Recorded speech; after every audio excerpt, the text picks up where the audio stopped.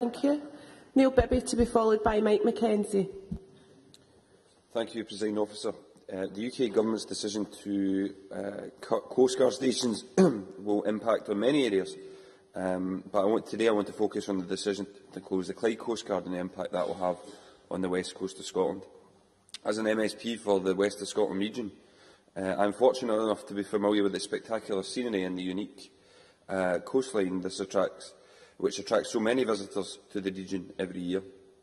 There are more ferry crossings here than in any area within the UK. There are a large number of coastal leisure users and maritime tourists, and there are more marinas in the Clyde than in any other part of Scotland, with the number increasing with proposals for new marinas as far upriver as the centre of Glasgow.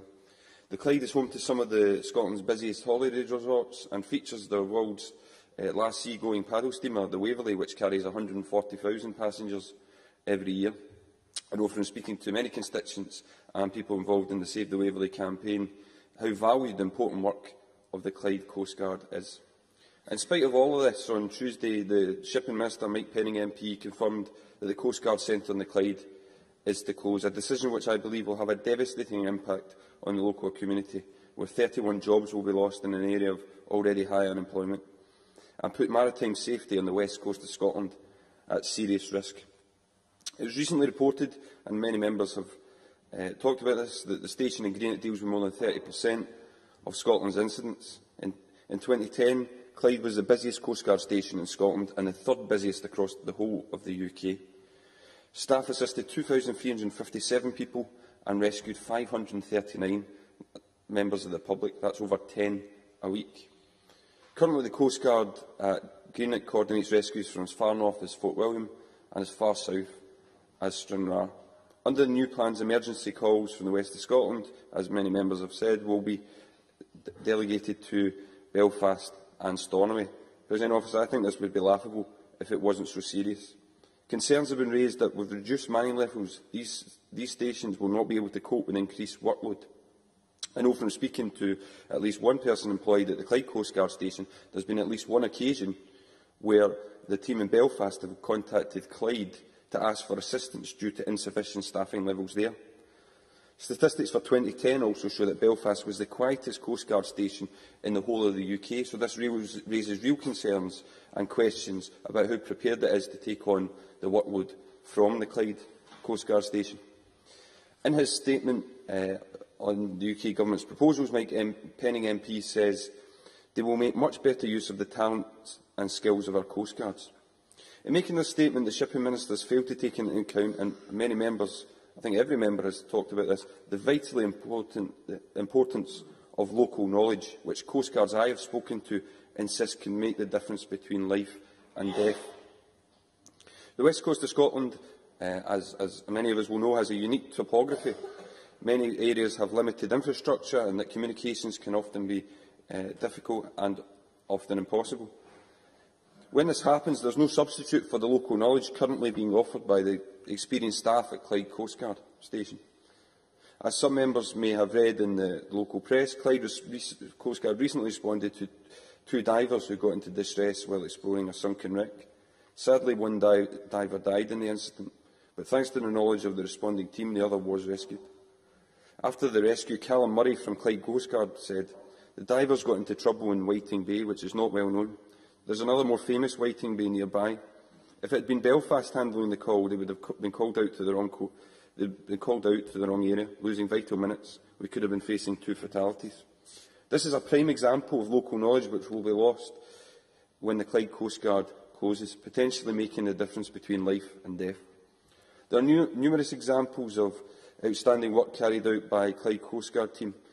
Another one was mentioned earlier, that this year the Stena ferry carrying over 100 people experienced difficulties and started to, after leaving Stranraer, and started to drift around 4 nautical miles west of Corswell Point on the... Yes, taking a video. Dave Thompson. Yeah, just on the point of local knowledge, does the member accept that the local knowledge within this Parliament in relation to Scotland and Scotland's needs is superior probably to the local knowledge within Westminster in relation to Scotland's needs?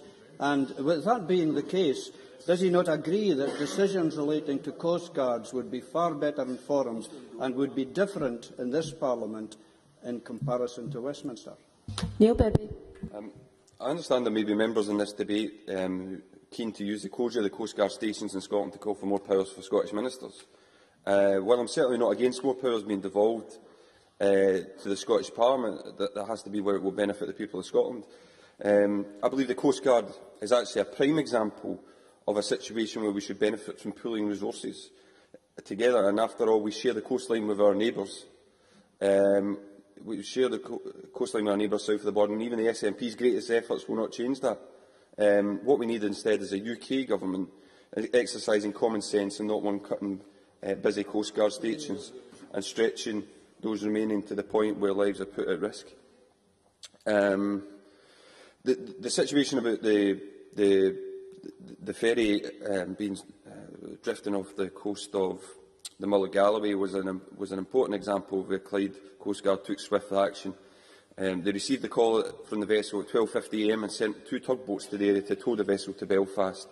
The vessel arrived at Belfast at 4:30 am with everyone on board safe and well. The other very important and practical point. I'm grateful to the member, and he raises absolutely understandable and justifiable concerns about the closure of the Clyde centre. He knows, if he listened to my contribution, that I share some of those concerns. But how can he say categorically that the decision to close Clyde and strengthen Belfast would have led to a different outcome for that Stena ferry incident he refers to, when the incident took place an awful lot closer to Belfast than it did to the Clyde? Proximity doesn't have to do with it. Technology has everything to do with it. How can he say there would have been a different outcome?